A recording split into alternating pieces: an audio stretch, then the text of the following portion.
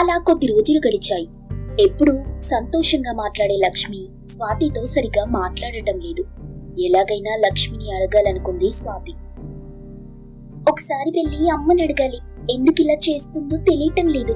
అమ్మ ఒకవేళ అడిగితే లేనిపోని గొడవ చేస్తే అసలే నాకు ఇది పరీక్షల టైం అనుకుని ఆగిపోయింది. అలా ఇంకొద్ది రోజులు గడిచాయి. తన పరీక్షలు పూర్తి చేసుకుంది. ఆ తర్వాత ఒకరోజు రామయ్య, అమ్మా స్వాతి, పరీక్షలు పూర్తయ్యాయి కదా, తర్వాత ఏం చెయ్యాలనుకుంటున్నావు అని అడిగాడు. అందుకు స్వాతి, ఇంకా అదేం ఆలోచించలేదు నాన్న, తర్వాత చెప్తానులేండి అని చెప్తూ ఉండగా మంచం మీద పడుకున్న బాబు ఏడ్చాడు. అప్పుడు స్వాతి వెంటనే, అరే తమ్ముడు ఎందుకు ఏడుస్తున్నాడు, ఏమైందో ఏంటో అంటూ పరుగున వెళ్లి మంచంలో ఉన్న తమ్ముడిని ఎత్తుకుని, అరే ఏమైంది తమ్ముడు, ఏడవద్దు నాన్న ఏడవద్దు, ఎన్ని రోజులైంది బంగారం నిన్నెత్తుకొని అంటూ ముద్దులాడుతూ ఉంది. ఇంతలో లక్ష్మి లోపలికొచ్చి, నిన్నెవరు బాబునెత్తుకోమని చెప్పారు, ఇలా ఇవ్వు అంటూ స్వాతి చేతిలో ఉన్న బాబుని కసురుకుంటూ లాక్కుంది. అది చూసిన రామయ్యకి ఎక్కడ లేని కోపం వచ్చింది. లక్ష్మి, నీకేమైనా బుద్ధుందా? స్వాతి తన తమ్ముడిని ఎత్తుకుంటే తప్పేంటి?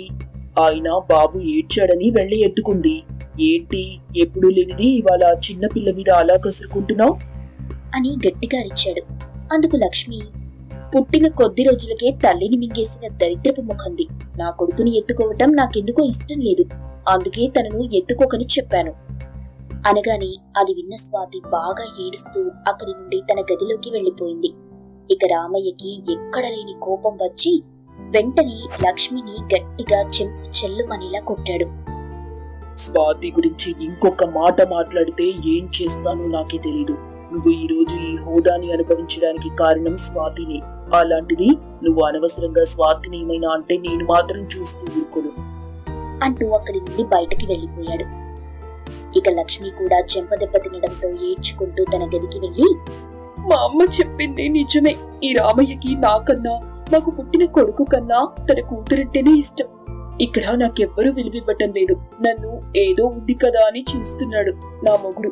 పెళ్ళై 2 ఏళ్లైనా నన్ను ఇంతవరకు పల్లెత్తు మాట కూడా అనని నా భర్త ఈ రోజు దీని కారణంగా నన్ను కొట్టాడు. ఇలా చూస్తూ ఊరుకుంటే నేను నా కొడుకు నిజంగానే అన్యాయం అయిపోతామేమో. ఈ విషయం వెంటనే మా అమ్మకి చెప్పాలి, లేకుంటే అంతే సంగతి అనుకుని ఆమె అమ్మకు కబురు పంపింది. అలా ఆ రోజు గడిచింది. మరుసటి రోజు రామయ్య స్వాతి గదికి వెళ్లి, మీ చిన్నమ్మ అలా అందని నువ్వు బాధపడకు తల్లి అని చెప్పాడు. అందుకు స్వాతి, నేనెప్పుడూ తనని మా అమ్మలాగే చూశాను. మీకు చెబితే మీరు బాధపడతారని చెప్పలేదు.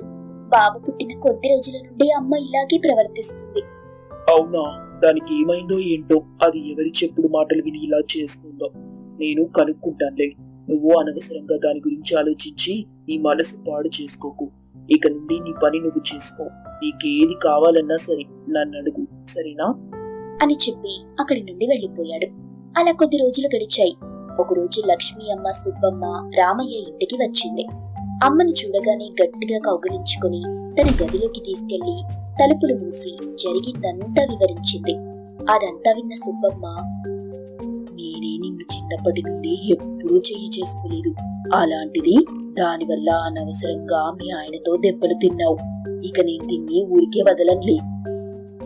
అమ్మా, నువ్వు చెప్పింది నిజమే. నాకిక్కడ సరైన విలువనే లేదు. మా ఆయనకి నా మీద, నా కొడుకు మీద కంటే తన కూతురంటేనే ఎక్కువ ప్రేమ ఉంది. నేను చెప్పాను కదే మీ ఆయనని నీ కొంగు ముడి వేసుకోమని. చెప్పావు, కానీ ఆయన అలా కాదు. సరే సరే, నేను కొద్ది రోజులు ఇక్కడే ఉంటాను కదా, నువ్వేం భయపడకు, అంతా నేను సరిచేస్తాగా అని అంటుంది. అలా తన తల్లి మాటలు విని లేనిపోనివి నమ్మి స్వాతి మీద అనవసరమైన పగని పెంచుకుంటుంది లక్ష్మి. మరుసటి రోజు రామయ్య స్వాతి అలా బయటికి వెళ్తూ, లక్ష్మి, మేమిద్దరం అలా బయటికి వెళ్ళొస్తాం అంటూ బయటికి వెళ్లిపోయారు. లక్ష్మి మరియు సుబ్బమ్మ ఇంట్లో కూర్చుని ఇలా మాట్లాడుకుంటున్నారు. ఇప్పుడు మీ ఆయన అది ఉన్నపలంగా ఎక్కడికి వెళ్తున్నారంటావు? ఏమో, చూసావుగా, నాకెక్కడికి వెళ్తున్నారో కూడా చెప్పకుండా వెళ్లిపోయారు. ఎప్పుడూ ఇంతేనా రామయ్య? ఇలాగే నీతో ఏమీ చెప్పడా? అలా ఏం లేదు, ముందు బాగా అన్నీ చెప్పేవాడు. ఈ మధ్య నాతో సరిగ్గా మాట్లాడటం లేదు ఆయనటు వెళ్తే మనకెందుకులే, మనం మాట్లాడుకోవడానికి కొంచెం ప్రశాంతత దొరికింది. సరే, ఇప్పుడు మనం ఏం చేద్దామంటావు? ఎలాగైనా సరే మనం ఆ స్వాతి పీడ వదిలించుకోవాలి. అది ఎలా చేయాలో ఆలోచించు. సరే, అది ఇంట్లో నుండి వెళ్ళిపోయేలాగా చేయడానికి ఒక మార్గం ఉంది. దానికి పెళ్లి చేసి పంపిస్తే ఈ ఇంటిని వదిలి ఎలాగో వెళ్ళిపోతుంది కదా. ఇక నువ్వు రామయ్య సంతోషంగా బాబుని చూసుకుంటూ ఉండొచ్చు.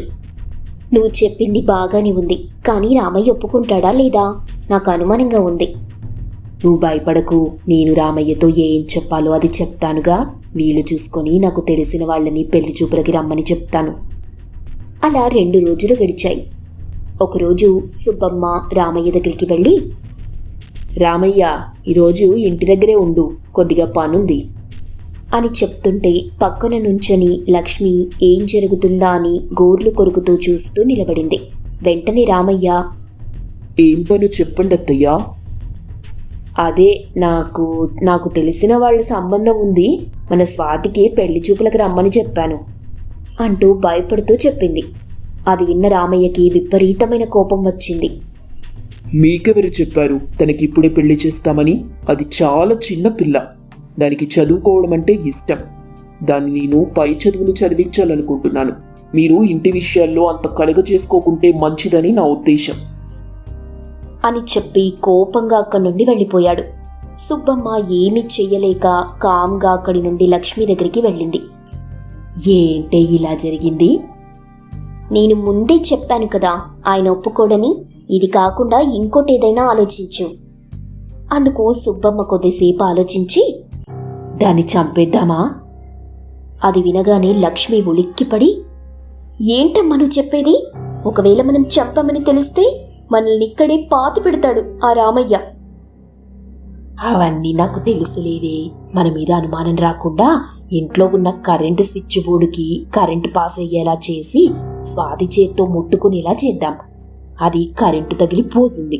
మనం చేశామని ఎవ్వరికీ తెలీదు. అమ్మా, నీ దగ్గర చాలానే చావు తెలివితేటలున్నాయి కానీ అలా చేయడం ఎందుకు నాకు మంచిది కాదనిపిస్తోంది. నీకేం తెలీదు, నువ్వు ఊరుకో అంటూ ఒకరోజు ఇంట్లో ఎవ్వరూ లేని సమయంలో స్విచ్ బోర్డుకు కరెంట్ వచ్చేలా అమర్చింది సుబ్బమ్మ. స్వాతి బయట నుండి వస్తుందేమోనంటూ ఎదురు చూస్తూ ఉన్నారు లక్ష్మి మరియు సుబ్బమ్మ. ఇంతలో అక్కడికి స్వాతి వచ్చింది. స్వాతిని చూడగానే సుబ్బమ్మ, అమ్మా స్వాతి, అలా మోటార్ స్విచ్ చెయ్యమ్మా, నీళ్ళైపోయినట్టున్నాయి. అది విన్న స్వాతి సరే అని స్విచ్ ఆన్ చేయడానికి వెళ్ళింది. ఇంతలో కరెంటు పోయింది. అది ఎవరూ గమనించలేదు. స్వాతి స్విచ్ వేసి అక్కడి నుండి తన రూమ్కి వెళ్ళిపోయింది. అది చూసిన ఇద్దరు, అరే ఏంటే ఇలా జరిగింది, నేను బాగానే సెట్ చేశానే అనుకుని స్విచ్ దగ్గరికి వెళ్ళింది. ఇంతలో కరెంట్ వచ్చింది. అది గమనించకుండా వెళ్లి స్విచ్ మీద చెయ్యి పెట్టింది సుబ్బమ్మ. వెంటనే కరెంట్ షాక్ కొట్టి గిలగిలా కొట్టుకుంది. అది చూసిన లక్ష్మి గట్టిగా కేకలు వేసింది. ఇంతలో రామయ్య బయట నుండి పరిగెత్తుకుంటూ వచ్చాడు. అది చూసి పక్కనే ఉన్న కర్రతో గట్టిగా చేతి మీద కొట్టాడు. సుబ్బమ్మ ఒక్కసారిగా కింద పడిపోయింది. కుయ్యో మొర్రో అనుకుంటూ మూలిగింది.